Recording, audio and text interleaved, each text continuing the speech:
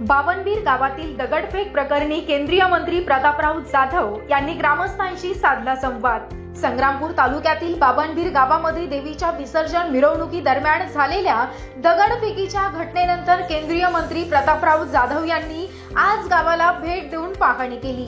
मिरवणुकी दरम्यान 2 गटात वाद होऊन दगडफेक झाल्याच्या घटनेमुळे गावात तणाव निर्माण झाला होता। या घटनेत 20 ते 25 जण जखमी झाल्याची माहिती असून पोलिसांकडून गावामध्ये संचारबंदी लागू करण्यात आली आहे। या घटनेची गांभीर्याने दखल घेत केंद्रीय मंत्री प्रतापराव जाधव यांनी बावनबीर गावात जाऊन ग्रामस्थांशी संवाद साधला आणि घटनेची सविस्तर माहिती घेतली। तसेच मिरवणुकी दरम्यान कोणताही अनुचित प्रकार घडणार नाही यासाठी पोलीस प्रशासनाला आवश्यक ती दक्षता घेण्याचे निर्देश दिले। गावामध्ये जे समाज कंटक जे दहशत निर्माण करण्याचा प्रयत्न करत आहेत त्यांच्यावर तात्काळ कडक कारवाई करण्याच्या सूचना पोलीस अधिकाऱ्यांना सूचना दिल्या।